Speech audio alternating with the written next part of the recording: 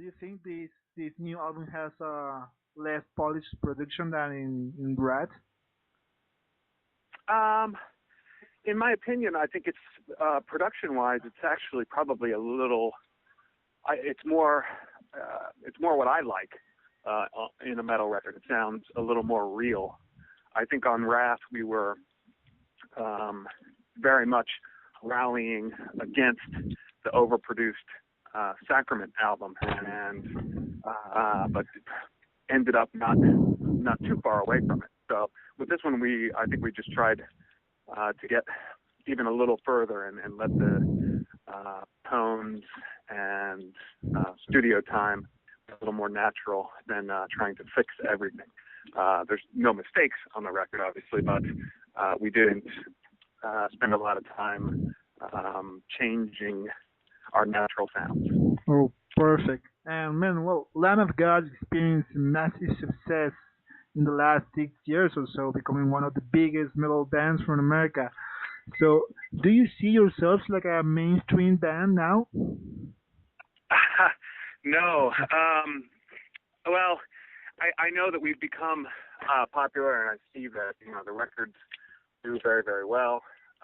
So I'm not stupid, but for the band, metal for me anyway, is always about kind of rebellion and revolution. And so, if we are popular, then we're kind of not doing a good job of being a metal band.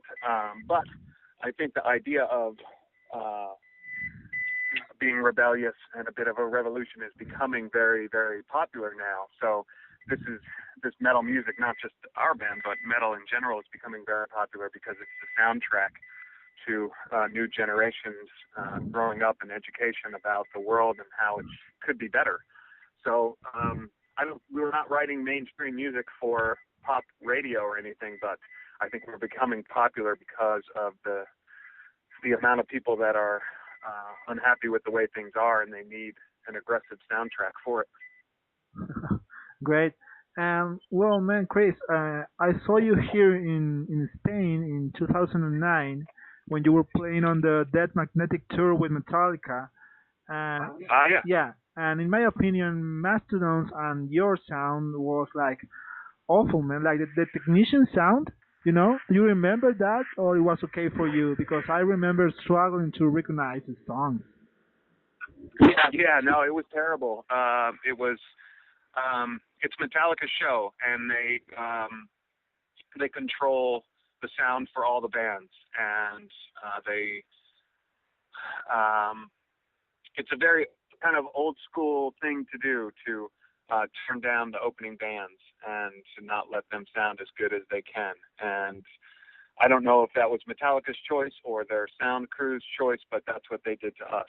So it was not our show. We were very happy to be there, and it was nice of Metallica to take us out, and they took very good care of us.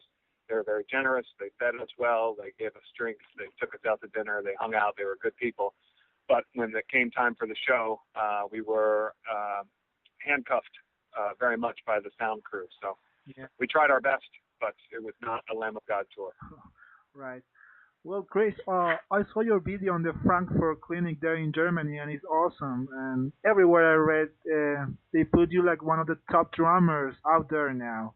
So how do you feel about that? It's scary. I still get very, very nervous about doing the clinic performances and having the spotlight on me.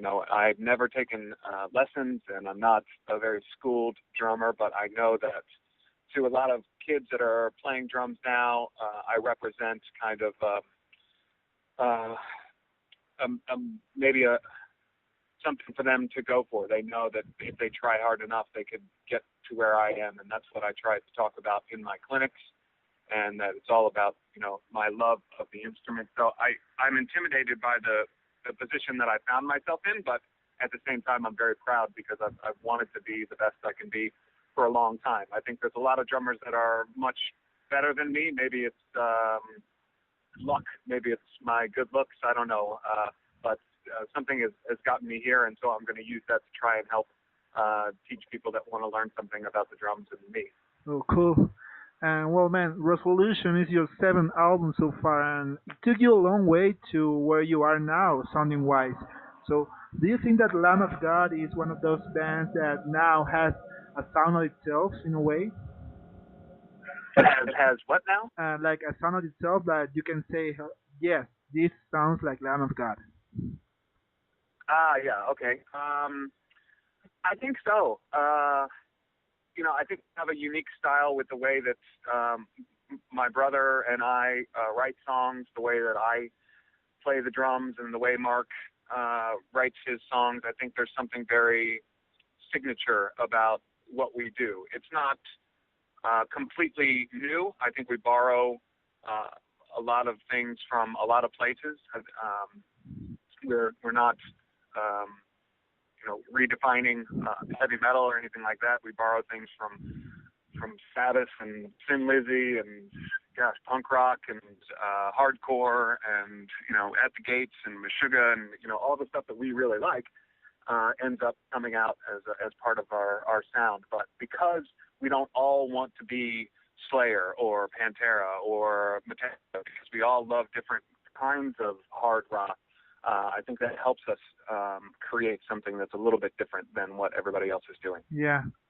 Well, now that you mention Pantera, when I started listening to Lamb of God years ago, I thought, fuck, this is the kind of band that could follow Pantera's legacy, Like for me, you got that group. So I assume you're fans with their music. So have you heard their new song? What do you think about it? I did hear the new song. I mean, it's not a new song, but I heard the release of the song "Piss," and it's good. It doesn't. It sounds like it probably when I go back and listen to "Vulgar Display of Power," which was the record that was the outtake from. I can hear why it's not on there. I don't think it's as good as the rest of the album, but it's nice to hear something fresh from such an influential band. They'll always be a very important part of heavy metal history, and to have you mention us in the same breath as them, and to have other people compare us very often to where they left off is very, very flattering. I think we were all at one point or another fans of that band. We don't try to claim any sort of